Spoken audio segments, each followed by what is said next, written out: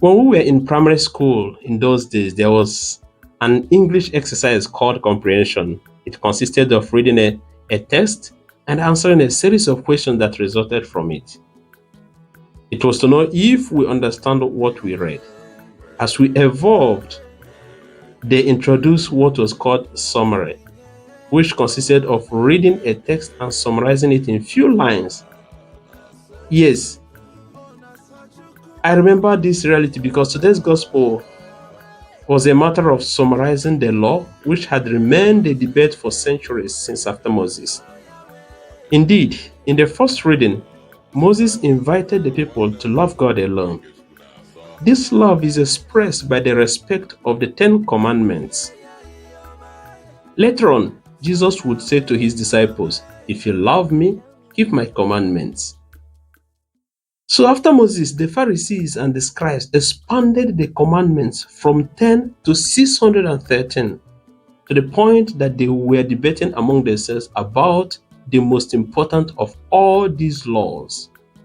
Today, this Pharisee, set a trap to find out if Jesus would be able to resolve this impasse of centuries.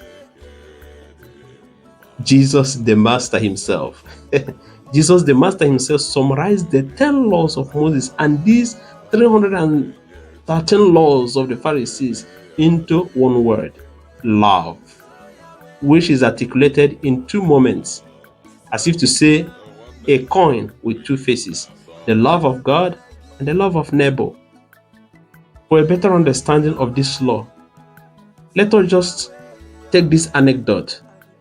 It is said that one day the angel who takes care of the earth, the angel in charge of the earth, went before God to submit two observations. One, that human beings are barbarians among themselves. Since they seek domination, they want to dominate among themselves. They don't like each other. Then the second observation, humans love God.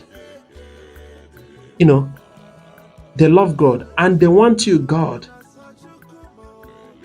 They are very, very grateful to you. But they complain that as you reside only in heaven, you are very far from them. They desire to have you closer to show you more love. God smiled and sent the angel back to tell the humans that if such is the case, henceforth, they will simply worship him and him alone as they used to do, but that they are to direct to their neighbor any other type of love that they owed him, since he now dwells in each of them. So God dwelling in me, in you, and so when I look at you, I should know that God dwells in you, and I should love you as I love God. Thus, God assumed to solve the two problems of hatred between humans and his closeness also. These are the two problems, hatred between humans and then God's closeness and farness from the humans. So in this way, God resolved the two problems. And this was the birth of the vertical and horizontal love. Now, we can understand this affirmation of Jesus that we normally sing: "Whatsoever you do to the least of my people, that you do unto me." My dearly beloved, in fact, it is a real question whether we should love those who misbehave and provoke others. The fact is that the love we owe others is because they are created in the image of God, not because they are perfect. Moreover, if God's love includes the obligation to make him our friend, to adore him only, and to invite others to do the same, the love of neighbor that Jesus asks us does not have this obligation of friendship, but rather the obligation to always restore human dignity and help others unconditionally. Yes, unconditionally. While friendship is a choice based on compatibility between people, love is unconditional and obligatory. Not loving means hatred, but not being friends does not mean enmity or hatred. Love does not exclude the denunciation of bad behaviors that are not worthy of the image of God. Beloved in the Lord, I know that We all love God. I know that you love God. But do you also love your son, that your daughter, your brother, your sister, your husband, your wife, your ex, your co-worker, those people who betrayed you or who always provoke you? Are we ready to help them if they are in difficulty? Are we ready to treat them like humans? The only disposition to be able to love is to recognize beforehand that my neighbor, that is my brother, my sister, anybody around me is imperfect. In a world where many abuse the word love, we have no right to hurt them.